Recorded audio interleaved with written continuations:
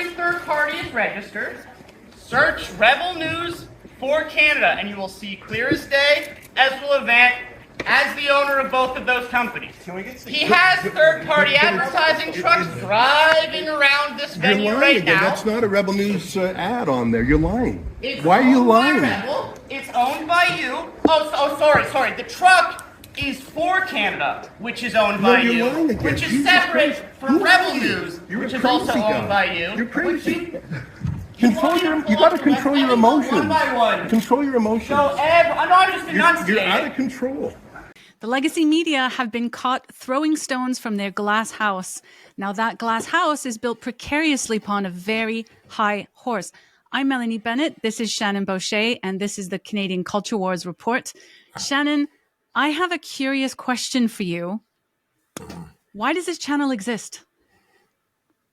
Wow. Put me on the spot, why don't you?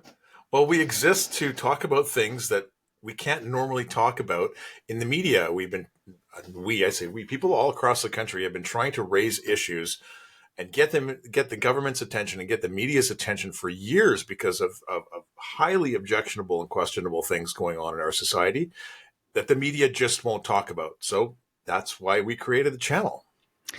And today's story is all about that. It's all about the media. We've seen from other YouTubers, we've seen from other independent journalists what happened last week during the English language debate behind the scenes in the press gallery. And it's been all over social media. So we're going to talk about it today from a slightly different perspective than what you may have seen with other channels. So in a nutshell, we're going to talk about the gatekeeping that the media has been engaged in to keep people like us out of the mainstream. We're going to talk about the smearing, the bullying, the mainstream media using their platforms to spread misinformation designed to discredit their enemies. We're going to talk about how bureaucrats are complicit with the media, going as far as being in contempt of courts to keep inconvenient information out of the public forum. So before we start, is there anything that you wanted to add before we start? Well, I was blown away last week. Like, I saw a glitch in the Matrix.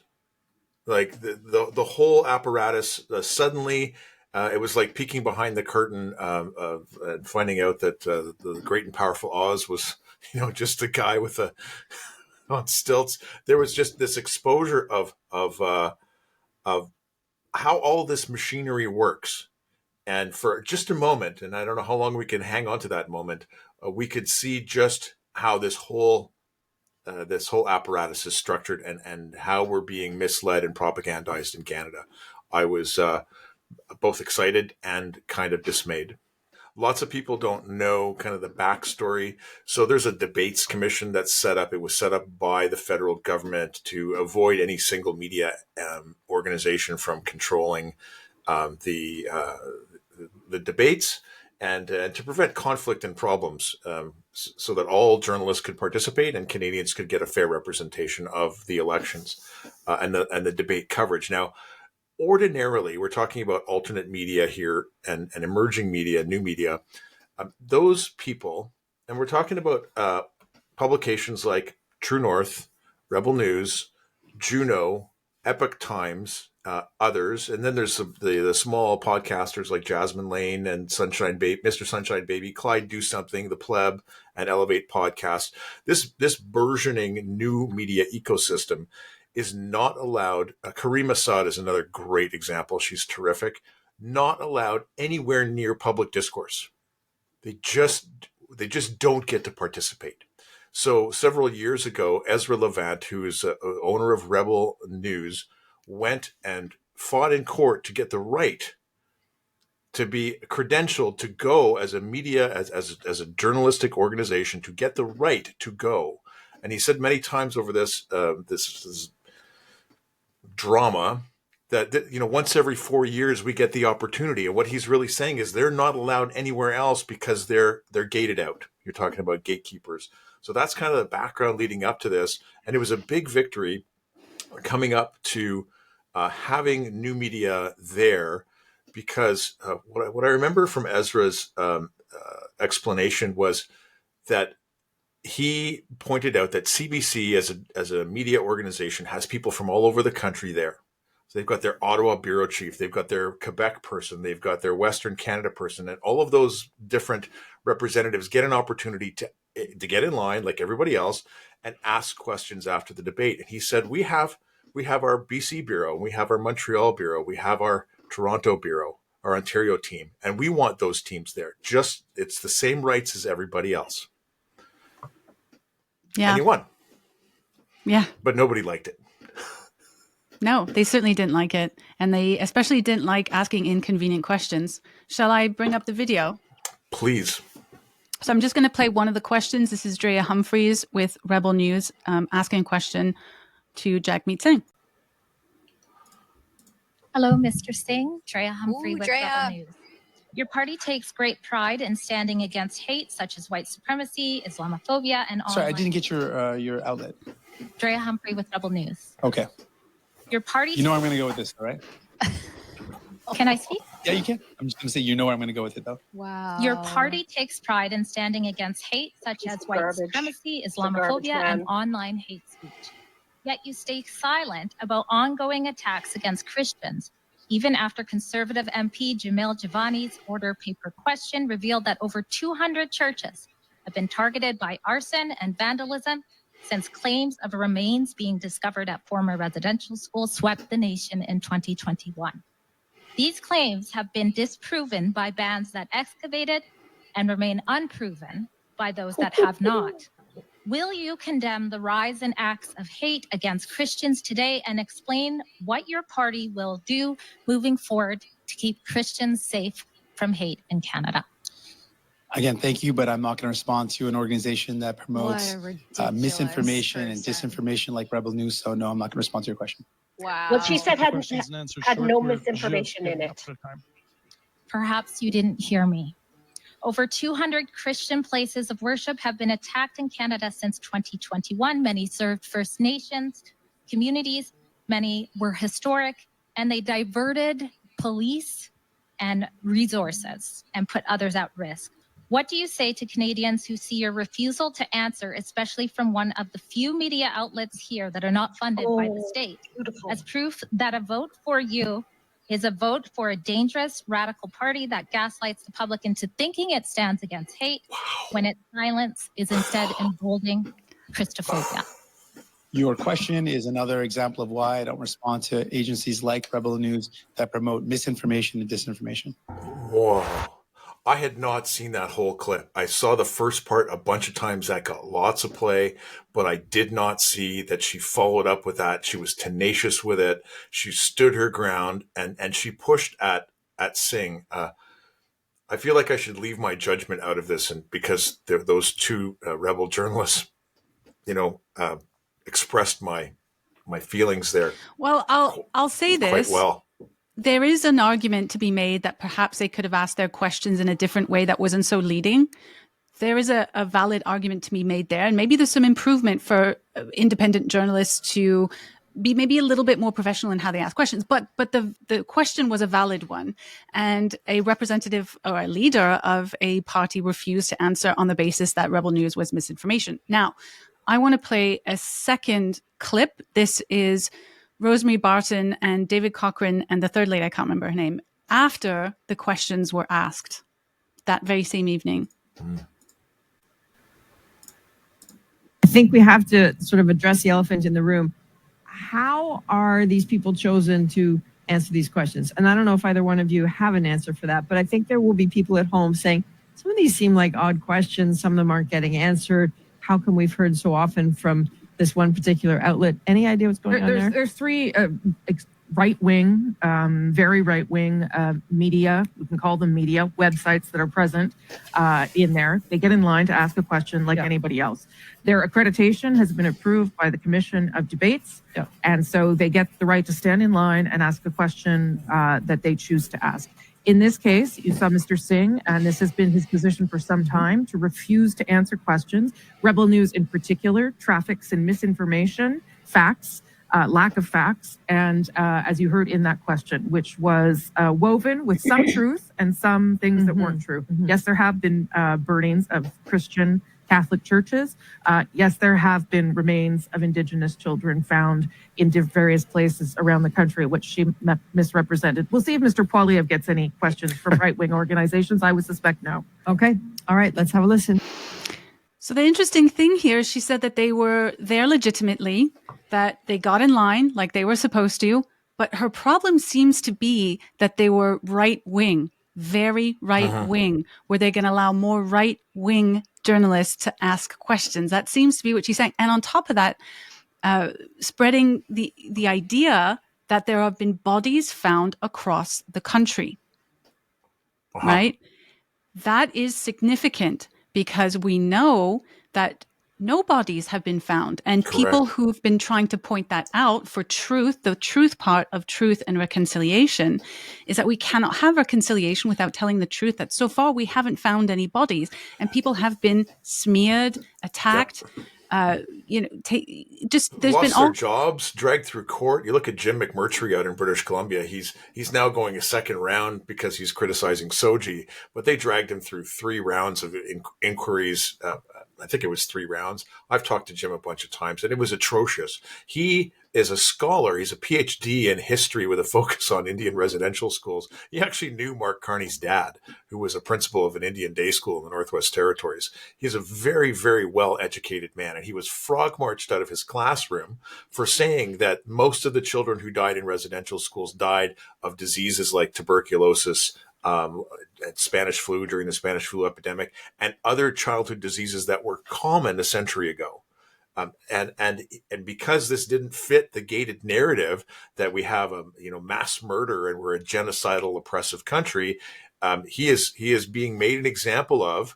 The process for him is the punishment. This has been going on for years, and people like Drea Humphries, who's the BC correspondent for Rebel News, she was 100% correct with her facts in her questions, and this is the issue.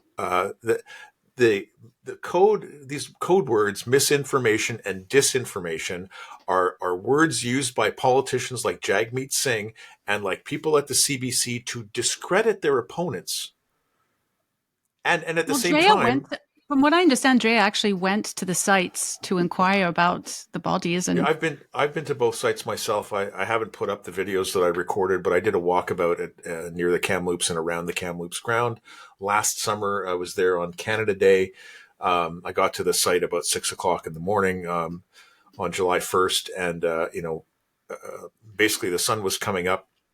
And I also visited the Cowessess, the Maryvale Residential School in Saskatchewan in 2022 when I was driving back across the country, and walked the grounds there, just because I wanted to, be part of that, not be part of the story, but kind of be there, experience it for myself, see with my own eyes, and reflect upon some of the history that we have with residential schools. I didn't realize that the Maryvale School in Saskatchewan, this is the 715 graves that quickly followed the 215 supposed graves from Kamloops. I didn't realize that site was probably 40 miles from my grandfather's farm that they settled in the 1930s. So, close family connections in that area of Saskatchewan for me. Anyhow, Drea's the absolutely point right. of all this is simply that so many people have suffered for trying to get to the truth because a narrative has been set and it has been pushed largely by the mainstream media, people like Rosemary Barton. So the last thing that I want to bring up about this particular part of our episode today is just today, there has been a retraction by the CBC. Okay.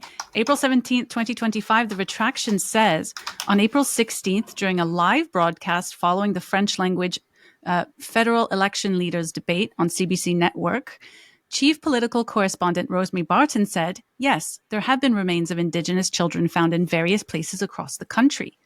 As CBC News has reported on multiple occasions, what several Indigenous communities across Canada have discovered on the sites of some former residential schools are potential burial sites or unmarked graves. So this still not saying no bodies have been found. So they're sort of alluding that there's potential burial sites, but what that's saying is we've not found anything. And they're not addressing the moral panic over this either, in the international scandal that they perpetuated with their reporting. But listen, this is just a typed up, put on their retractions part of their page. Rosemary Barton is still doing news days later, still today, doing live news broadcasts, not addressing it, not apologizing to Rebel News, not apologizing directly to Drea. So one thing I did point out is that Drea did approach Rosemary Barton and saying, listen, if you have evidence about these bodies, can I see that evidence? That would be really important for us to know what you have. And then later on, Rosemary Barton was saying that Rebel News was accosting them for, and they were afraid for their safety and whatnot. So all of this really matters. It matters that they printed this retraction and did not apologize, considering the amount of people who have suffered because of this narrative and the protection of this narrative. Yeah. The other thing that happened, I wasn't aware that Drea had gone to try and seek clarification and get backup of Rosemary's claims. Ezra Levant went by the CBC cameras set up when David Cochrane and Rosie Barton were there, because they've been slandering him in Rebel News all day. And in journalistic practice, he went over and said, look, I feel like I should have a right of reply here. You're slandering me to the nation on CBC, and I would like to be able to speak to these accusations. And not only did they say no, but they called security on him and had him escorted away. And then they went on with more misinformation and disinformation. David Cochrane went to say that Ezra Levant had lost his press pass, and Ezra was back in the press gallery, in the press room, getting ready to watch the debates. So the way that they're, like, to me, this reminded me a little bit of when I was a kid. I learned to ski in BC, and this is in the 80s, and there was a lot of tension between skiers and these new crazy snowboarders. Skiers absolutely hate the snowboarders, and they wanted them off the mountain. They're dangerous, and they're reckless, and the same kinds of flavor of smears against a new group of people coming on the scene. And what we're seeing, I loved Ezra's term and that kind of caught on a little bit. Regime media. Regime media. We've talked about legacy media and mainstream media, but regime media was really reflective of the kind of behavior that we're seeing, an entrenched clique of journalists who want to do things a certain way. They're going to fight for each other and protect their own little fiefdoms and not allow anybody else there. And anyone who tries to come in and do things a new way is going to get attacked and smeared. Now, I think one of the things that they were really chapping their asses was the fact that Rebel and Drea was getting more coverage than CBC, more coverage than the debates, actually. Yeah. The amount of click-through on this, and most critical thinking people in Canada have realized by now that there's something deeply wrong with the residential school mass grave narrative. I don't want to take away from the fact that children died. I've looked at the TRC. The number is something like 4,300 children died over the course of, let's say, 120 years of the existence of the residential schools. There was approximately 120 or so schools. When you do the math, that's about, and it's tragic, about one child per school died every 3 years. Mm. 4,300 seems like a lot of numbers, but when you look at the time span and when you look at the number of schools, this was, the unfortunate reality that we had high infant mortality and we didn't have treatment for tuberculosis. So the hateful narratives that we actually have that paint the people who worked in these schools and paint the government and paint white people in Canada as settler, genocidal colonialists is the disinformation and the misinformation that has captured our institutions. I'm trying to remember the name of the other rebel, not a Rebel News, in the BC legislature. So Dallas Tara Armstrong, Dallas Brody. Tara Armstrong, Dallas Brody, and another MLA, member of Legislative Assembly in BC, have broken away from the BC Conservative Party over some things like this. And Dallas Brody recently brought to the legislature the question. We've got these narratives about these mass graves, and will we acknowledge that the bodies haven't been found? And we have the Attorney General of BC patronizing in a way that reminded me of when John Rustad and his only other conservative a couple of years ago read those atrocious books that are in public schools in the BC legislature. So there are people trying to bring about the truth, and that's what this media ecosystem is about. They're the only people who are raising these questions.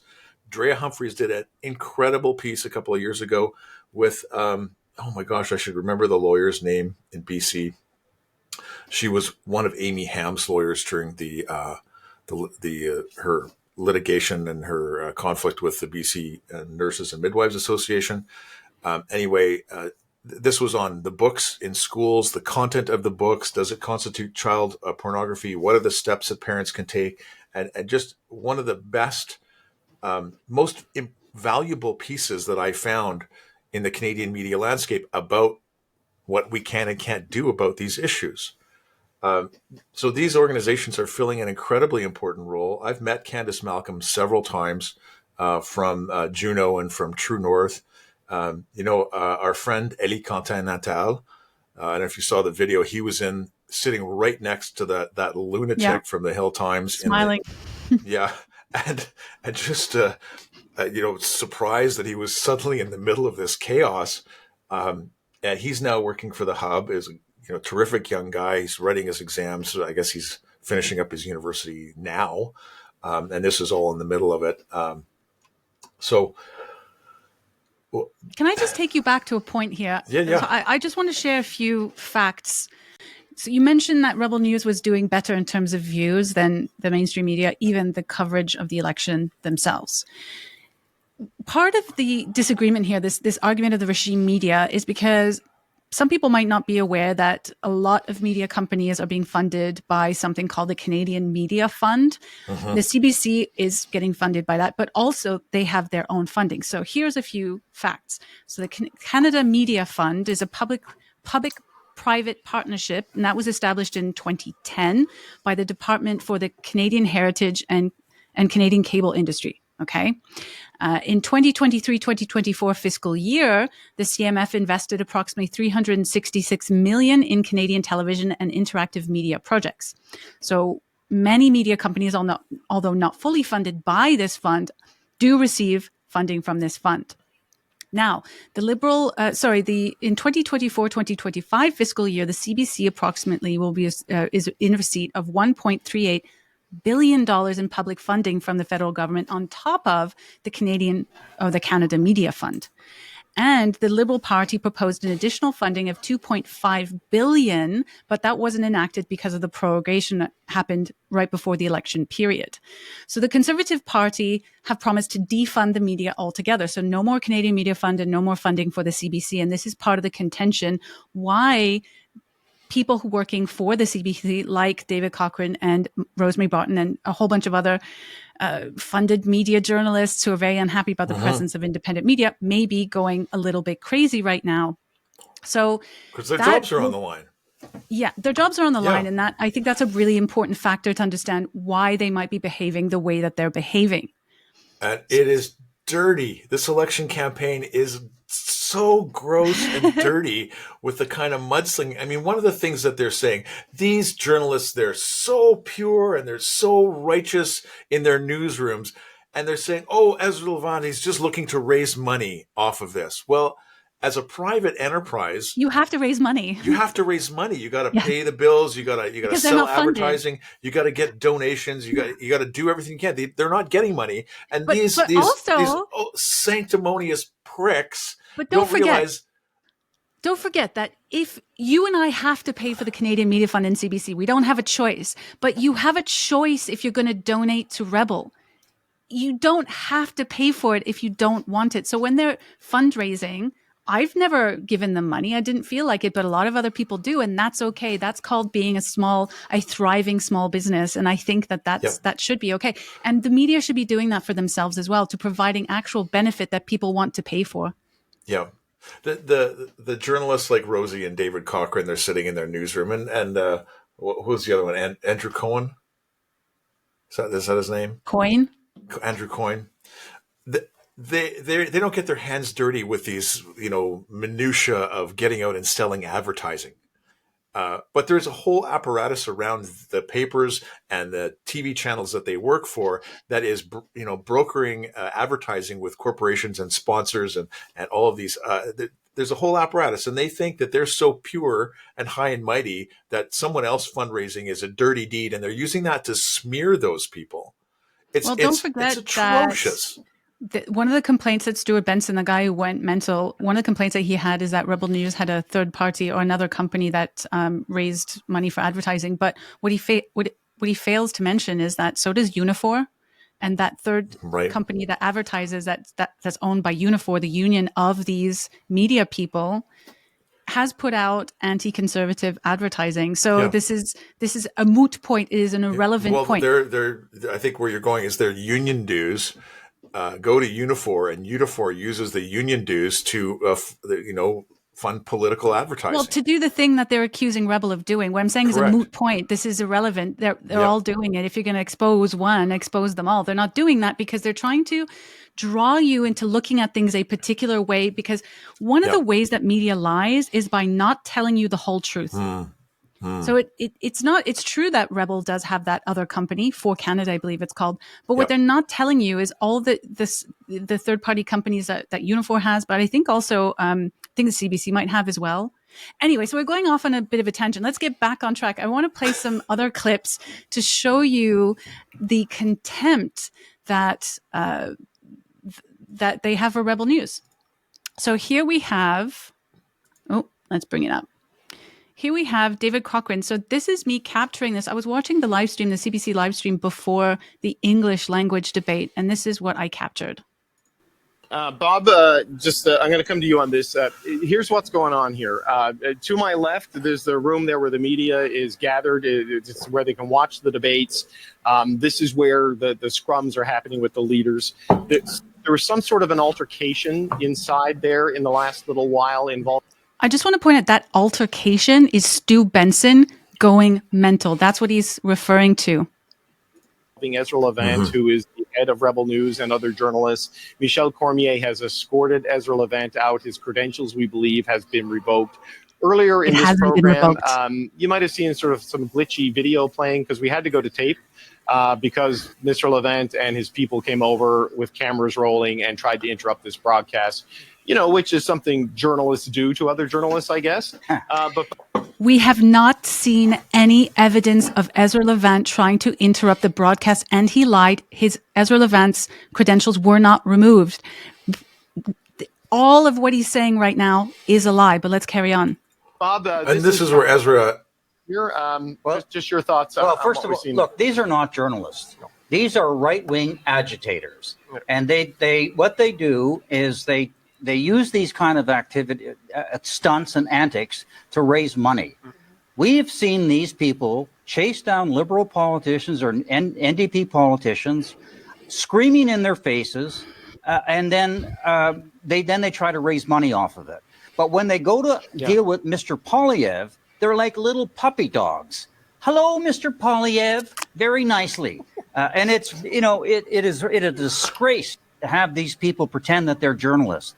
We all work for different organizations. Some of ours may have editorials maybe lean to the right or to the left or in the middle. But the journalists themselves conduct themselves honorably and try to be as fair as they possibly can. These are not journalists. These are people who are political partisans who try to raise money off of because of what they're doing with their right-wing antics. That's simple it is. Can we play the Apple video? There's so many examples of Pierre Poilievre being accosted by the liberal media, interrupted, talked over, trap questions, bad faith questions, circular arguments, these things. What do you have to say to those people that say you're just like Donald Trump and you're bringing the Trump playbook to Canada? But even in just this clip, they're lying and then saying that their journalists are honorable. Now, that man speaking, I believe, is a Globe and Mail journalist. Yep. Calling them right-wing activists. No, they're journalists. They're there to do a job. They did their job. They're lying, saying that Ezra Levant came and accosted them. We have yet to see any evidence of this claim. They lied when they said that, or David Cochrane lied when he said that Ezra Levant had his credentials removed. They never apologized, never retracted that up until now. So already off on a bad start. So they're already using, let me put this in context. David Cochrane is using a live broadcast of an election debate to smear and lie about his personal professional enemy. And so is this other journalist. So let's watch another clip. Now, this is Michel Cormier, who is the debates commissioner, which is the commission that you were talking about earlier that was set up to oversee the debates. Well, I forgot to mention, this is again before the English language debate. So it's before the debates happened. Be able to do what they did. Like, you know, Rebel News got as many questions as I think CBC, Radio Canada, Press Canadian, and CTV or Global combined last night. There were almost 50% of the questions, and some of them ventured into territory that really are not issues in this election campaign, were not issues in that debate. And I'm not saying reporters should be restricted in terms of what they ask, but, you know, if the debate commission is going to organize these things, it didn't seem to have control on it last night, sir. Well, we're learning from what happened last night, and you'll see, hopefully, a fair representation tonight. But didn't the same thing happen in 2021? Like, I remember vividly at the museum in Gatineau that the same sort of thing happened with people stacking the microphones and the questions is going in a totally different direction. Well, there's only so much we can do to control free speech, you know. I understand that. You got to understand that. But, you know, lifeguards got to look after the pool, right? And you know, the debate commission was set up for this. And people are now calling for it to be completely scrapped because of what we saw last night. I just wonder if you think what people, David, lost public trust in the function of this organization. I think the public will judge us on the debates themselves, which I will say was very good last night. It was very well done. The actual 2-hour event was. I think we'll be judged on that. That's the main criteria for us, to present debates that actually reach a lot of people. We have unprecedented reach, broadcast partners. Mm-hmm. We're reaching people in communities that are often disenfranchised. I think that's a very important exercise. This is peripheral to the main event. And, you know, like I say, we'll work on it and try to make it. Well, it's a peripheral. Okay, I'm going to stop that there. But just to point out that he said there's only so much that we can do to control free speech, that they tried to limit it. But also this what appears to be a very public live broadcast struggle session by David Cochrane to pressure the debates commissioner to get rid of those rebels. That's what it looked like to me. Cormier took a lot of criticism online for this interview. Struggle session. Think that the struggle session. I think that he was fighting a valiant fight here, and by saying there's only so much we can do to control free speech, he was saying, Cochrane, you're trying to control free speech. And you're being a bully here, and then having mentioned, you know, these giving voices to people who are disenfranchised, which is what I was saying earlier, that people, you know, Epoch Times, True North, Juno, these other media organizations, this growing ecosystem of new media, are disenfranchised. They don't get to ask these kinds of questions of politicians during an election. They don't get allowed. You know, Cian Bexty was put a question to Mark Carney, and Cian Bexty had put up video of him being disallowed from getting into the room to be able to get in line to ask a question of Mark Carney. The security guards just kept him out. So there is a whole, I've said it earlier, this gated institutional narrative. There are only certain people that are allowed to ask questions. There's only a certain narrative that's allowed to be shared. There's only an acceptable, it's called the Overton window. These are the only things that we can see through our media lens and that are allowable. And this growing ecosystem is smashing the frame of the Overton window and raising the conversation and raising issues in Canada that no one else is talking about. I mean, the CBC has still not mentioned the Cass report. That's now, it's a year now since the Cass review came out. Hilary Cass and her 4-year report on transgender medicine in the UK, and the scandalous findings that there's just no evidence to support the kind of medical interventions for children. Yet, because our media is completely captured and controlled, and they're sitting on their, as you said, their high horses, they won't even talk about this stuff because it's beneath them, and it's their elite judgment to decide what is acceptable conversation in Canada in the media and what is not. And so, I did the math on this. Sorry, I'm on a bit of a gender rant because there's some other stuff going on right now. 500 children went to CHEO Hospital referrals last year. That's one hospital in a city of 1 million in Canada. And when I ran the numbers, that's 10,000 referrals conservatively to gender clinics across the country. And this is an atrocity. Every single major country in the world, Brazil just said we're going to stop doing this. Well, that MLA Major in BC was asked what was it? What that was a woman? Tara. What? Yeah, and then the other, I don't know their names. I'm sorry. I wish I knew their names, but the other lady supporting child transition basically said, "I'm not going to answer these transphobic and homophobic questions." Yeah. So again, we're upholding a narrative. We're not actually we're not able to share the truth with the public who are not aware of some of this information existing in the first place. I'm just going to bring it back just slightly because you were talking about Cormier being fair, and I'm going to see if you feel the same way after the next clip, because this is Cormier the day before the French debates talking about allowing the so-called right-wing extremist journalist Rebel into the press gallery. And we'll see if you feel the same way after watching this clip.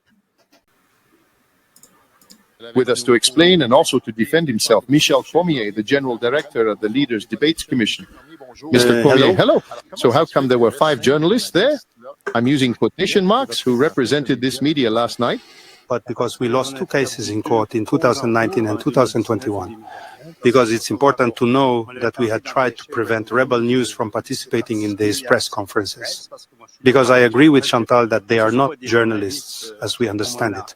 But we lost those 2 cases. And for months, we've been communicating through our lawyers with Rebel and their lawyers to try to limit the number of journalists. So rather than risk another trial that we would surely lose, because with the previous 2, it would have been impossible to win this one. We did. We gave them 5 passes for the press conferences. There are still many journalists. The other media also have passes that can be exchanged. A journalist from an organization can ask a question, leave the line, hand his badge to a journalist, his colleague from the same organization. So the same thing happened in 2021, except it was more over the phone because of COVID. But at that time, the court had told us you must accredit 11 journalists from Rebel. So those are court orders. It's hard not to obey them. So that causes what we saw yesterday. We'll see today if there's a way to try to better manage traffic for tonight for the English debate. What does that mean, better manage the traffic? No, but to see if we can, I don't know. We will explore options with the producer then. Okay, but the 5 there, what's it based on? It's based on the fact that... You say last time we were forced to have 11. Now we allowed 5 journalists to attend based on what? Well, based on if, for example, we had said... We did the evaluation and thought that 5 was still half of 11, then that would probably work. Otherwise, we didn't want to end up in court with another judgment forcing us to accredit even more. Is that it? Okay, so my mistake, that was actually between to explain and also to defend. Pardon me. So yeah, my mistake. It was between the French language and English language debate, this interview. But what he's saying is there's only so much we can do to control free speech. But it didn't sound to me like he was defending the opinions of the little guy that's not being heard here. Right. Yeah, I get where you're coming from on that. You speak French much better than I do, and I was just listening to the English line. It seems to me that they were trying to find the skier snowboarder analogy. This is what I'm hearing, is that nobody wanted Rebel or any independent journalists there. There was a court order that said that they had to be there. They knew that they had to follow the court order, but they were trying to find ways to limit the access of independent journalists anyway. That's what I heard in that. Yeah. And they managed to do it. At the end, they couldn't get rid of Rebel alone, so they just stopped the Just shut down the entire whole thing. press Yeah. questions, right? And they blamed the independent journalists for doing so. They used, and they, by the CBC specifically, used live broadcast to lie. And then you had inside the press gallery, there was some arguments going on. Those were all because of the legacy media journalists. We've all seen the video of Stuart Benson going off on a tangent, losing his mind. So the disturbances were not coming from the independent media, but the CBC was painting it as though it was all coming from them. They were having their credentials removed. So they're creating the situation that people believe something that is not true, both lying and both through omission, right? It's a manufacturing consent kind of real-time exercise to gin up the story to justify their banishing of these journalists. And now I think you said earlier you've got the clip where we actually saw some assaults, subtle and overt. There was one of Carney's senior media people smacked away a camera and microphone from David Menzies, and then he said, you touched me or something. It was really weasel kind of. So let's take into the last part of the episode today. So now that we know that the media and the CBC particularly are using live broadcast to smear and lie about their enemies to get the public to turn against Rebel News, that's essentially what's happened. The debates commissioner, a bureaucracy, the head bureaucrat of that bureaucracy was complicit with them to make that happen, right? They were in contempt of court. They found a way around it. Now we're going to look at what was presented to the public on the CBC and then what the independent media journalists captured. Now, remember, there's a lot of claims being made by legacy journalists about things that happened. To this date, look, there were hundreds of journalists present, many of which were recording everything throughout all of these events. From the claims, we've seen no evidence of the claims from the legacy media, but let's look at what they've claimed and what independent media are showing us afterwards. So this is a clip of after the event, after the debate, after the press question time has been cancelled. This is what CTV News, not CBC, but CTV News reported. That right there is the door. You can see the backs of them right now with the reflective uniforms. They are there at the door. That is the entrance that a lot of the media were going into specifically for this debate. So now they have showed up, and it is unclear why they are there, obviously anticipating. Here comes our guy. Things, I think, obviously are a little more tense at this point outside here, behind you and behind me as well. We continue to keep our eyes on this. But as I was saying to you earlier, Vashi, it sounded like when we had walked back into the media center, and that's where Mr. Cormier was just now, that a number of those so-called journalists were trying to grandstand, essentially, and saying that they had a right to ask questions of the politicians, and they said it was undemocratic, even though yesterday, I think a lot of people who were watching did see that a lot of the questions had been monopolized. I can tell people that essentially what journalists do is they line up, wait for a question, one English, one French, and certainly a number of those so-called reporters essentially tried to stack the deck and be there in line well ahead of the finish of the debate, so about 20 to 30 minutes ahead of it. And so it was clear on some of their questions. Good for them. Questions either, but I can tell you right now from what we are seeing right here in the courtyard behind us, clearly increased security, Vashi, with the fact that the Montreal police is here as well, and of course, as I'd mentioned just a little bit earlier, some yellow caution tape that is really sort of hived off this courtyard, one section media, and there's a bit of a corridor that leads straight out to the street, so it's unclear what is going to happen right now, but we continue to wait, and we continue to ask people inside the room what is going on right now. Okay, the caution tape. The caution tape is most definitely performative.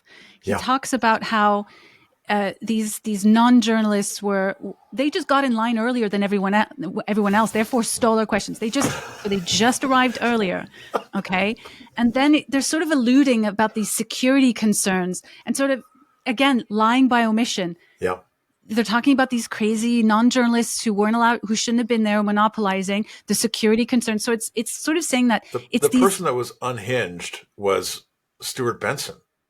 Correct. But this is all performative. This is lying by omission. They're blaming the independent media without blaming the independent media in this particular report, leading you to believe something that is not true. Now, for the last clip that I want to show is Lincoln Jay, who is with Rebel News, he put together a sort of mini documentary or a series of events, what led to the assault. Now, just before I play it, there was a lot of clips going around of David Menzies of Rebel News being assaulted by Mark Carney's head media guy. So that went around a lot. There was a lot of accusations flying. But this is a clip sort of showing you what led to those events.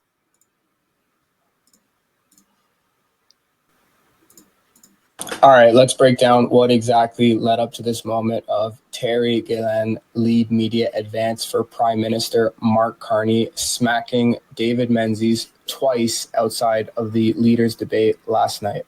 Now, as many of you know, the post-debate media scrum was canceled, and a journalist from Ricochet Media started to yell and blame Rebel News for it being canceled. While I was filming this interaction, I noticed another cameraman filming me while all the action was happening behind him. So to test if he was actually filming me, I moved around and unsurprisingly, his camera followed me. Fast forward to a few minutes later, and I tried to get a shot of his name tag to see who he worked for, and he elbowed me out of the way. As he was exiting the venue, my colleague Alexa Lavoie attempted to speak with him in French to see who he worked for because he wouldn't respond in English to me. David Menzies also followed us outside of the building, and as I was attempting to get a shot of his name tag on his bag, he smacked my phone out of my hand and stepped on it. And then, so just to point out, this is the bit that most of the clips see. You see them walking past. It looks like David Menzies is harassing this cameraman, but that's not what happened. What they're showing you is that there was a reason that was going on, and the harassment wasn't coming from Rebel News. This is classic Darvo. Terry Gillen steps into the picture, and as David Menzies is filming him, he did not like that the camera was in his face, and he smacked it out of David's hand. David retrieved his camera and attempted to ask him what that was all about, and he smacked it again. It's important to note that there was police all around while this was happening, and I was in disbelief that none of them were stepping in at this moment. It's also important to note that the cameraman who initiated the whole incident then went on to load up all of his camera equipment onto an official Liberal Party bus. Now, let's compare that with CTV News's coverage of the interaction that occurred. I think we have the tape for you right now because the Liberal bus was on René Lévesque Boulevard, which is just behind the camera here. And so as they were going out, they were being followed by some of those, as I mentioned, I called them earlier, some of those so-called journalists from Rebel News. And as they were walking out towards security, they were being hounded by them, being filmed by them. And these are just journalists who are trying to get back to the hotel tonight as there are no more scrums. And at that moment, you'd seen this clash between one of the members of Rebel News, and it seems like somebody from the Liberal Party. It continued to spill out. So there you have it. I was shocked, absolutely shocked, and I continue to be shocked at how brazenly the mainstream media across the board, not just CBC, not just CTV, global, just across the board, so brazenly lying to the public. We like to think in our we can see it happening live on social media. Absolutely. We like to think in our naive way, and I count myself. I'm not dismissing anybody out there, but it was very hard for me as a Canadian to kind of get outside of that thinking that our media could actually be manipulating us. That we are the product of this. We're not the audience. They are manipulating us as a product, and they're, as far as I can tell, they're. I mean, I loved when Robert Fife said, "Well, we have right wing journalists in the mainstream, we have center, and we have left." No, they're like left, and they are excluding any kind of right of center or conservative media. and that controls the information that the public has access They're to. using right wing as a pejorative insult. Well, yeah, that's happening everywhere. We know that, right? Like in public schools and the education research that you're doing, you're well aware that public school teachers, many of them will treat parents of kids.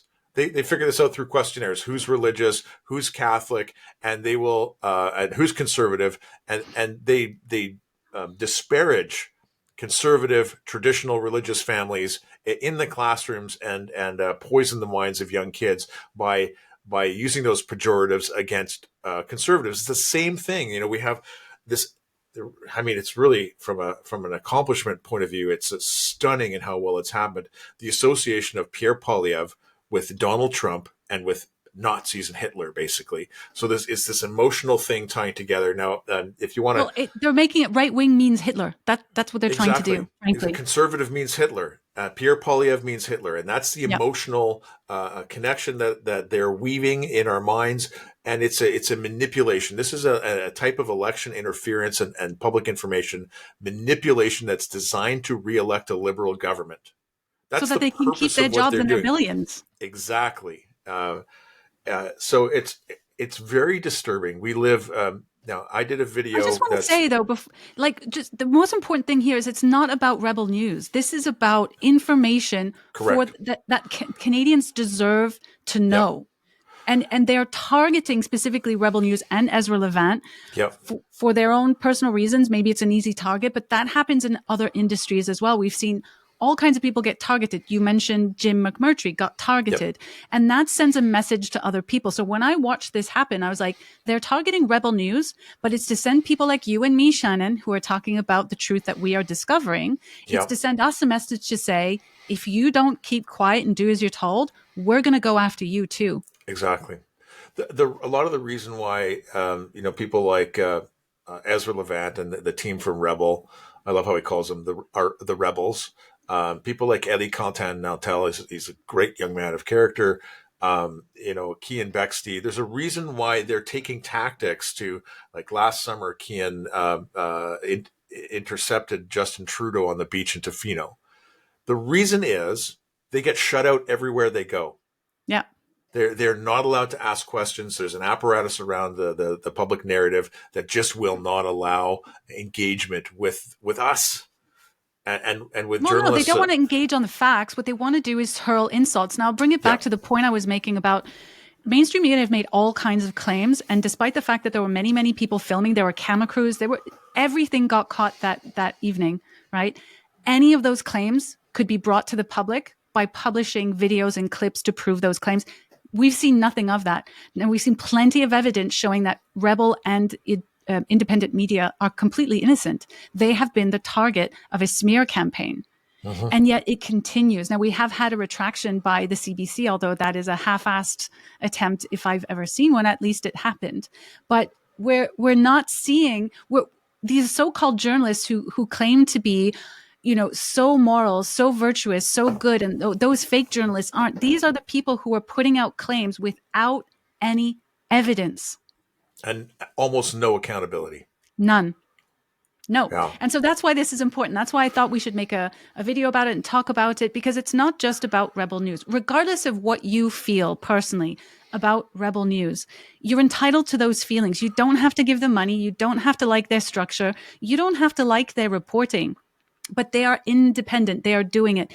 If people like what they're doing, they will contribute. That's Rebel News. This story isn't about Rebel News. This story is about how the regime in this country, led by the Liberal Party, are paying for you to receive a very specific narrative that is often false. And it is used to smear and get rid of, cancel, destroy Canadians who are not towing the line. And this is very dangerous for the future of our country. Yeah. Melanie, as we're winding down, I want to plug a couple of videos that we are working on, some that have already gone up just recently that you can check out, and one that's coming up in a couple of days. So before the end of the election, we want to put this out for people. So I have a particular interest in psychology. I've been studying social contagion because of the gender issues that have affected my family, and that's broadened out for me to broad reading. I have several bookshelves full of things. Now, the video I did is on basically mass psychosis that's induced by fear, and how Mark Carney and the Liberals are using a fear and smear campaign to basically prey on Canadian seniors by making them afraid of big bad orange man. As we talked about in this video, the Conservatives are Donald Trump, are Nazis. Basically, that's the fear tactic. And what happens to people when they get sucked into those things? Now, last week I did a longer discussion on how the Canadian media is owned by the Liberal government. It's not an independent press. When $85,000 of a journalist's salary exists as a subsidy, a tax subsidy, the existence of the media organizations and the employment of those individuals depends on the federal funding. So we're talking about media bias here, and we're also planning on a discussion. And it's sort of floating around the idea of the top 10 reasons why the hour is closer than you think. There are a lot of things going on in our society right now that I am deeply concerned about. Media is one of them. The gender issue is one of them. The big lies, the statues that are getting torn down, the erasure of our history, the guilt that we're experiencing, and Mark Carney with some of his very socialist globalist policies. So we're going to go through a top 10 list coming up to give you at least 4 or 5 days before the official election date to have a look at that video. So if you haven't, make sure you like and subscribe to the channel. We really appreciate your views. I always enjoy our conversations, Melanie. I think I learn a lot in discussion with you, and we cover a lot of ground. Hopefully that's valuable to people. So if it's valuable to you, let people know about it. Share. We're going to put up some clips, spread those around, and we'll continue with our work here at the channel. Melanie is creating playlists and databases of research on the policy corruption in the public education system in Ontario. What's happening, coming right out of teachers' colleges, getting into the classroom, how that's manipulating the minds of our youth, and moving us towards a very uncomfortable place for those of us who still think we live in a democracy. So this is the Canadian Culture Wars Report. Melanie, what else we got to plug? Housekeeping before we wrap for today. I think you did great. All I want to say is here's to liberty. Hurrah. Hurrah. Thanks for watching, everybody. Thanks. Thank you so much for making it to the end. As you may or may not know, I've been working on this for quite some time, pretty much on my own dime. But now we're facing some costs. We have been putting in so many FOIs and putting in so much effort to get you the information from the inside. Now, unfortunately, FOIs, they fight it. The government does not like revealing information. And that's why I've teamed up with the Emberlight Project, which is a small nonprofit whose main goal is to bring accountability and transparency to government systems. So if you can donate some money, $5, $10, $50, hell, $500 if you can, I've set up a Give, Send, Go. Please consider donating. That would really help bring a lot of this information forward a lot quicker. Thanks for watching.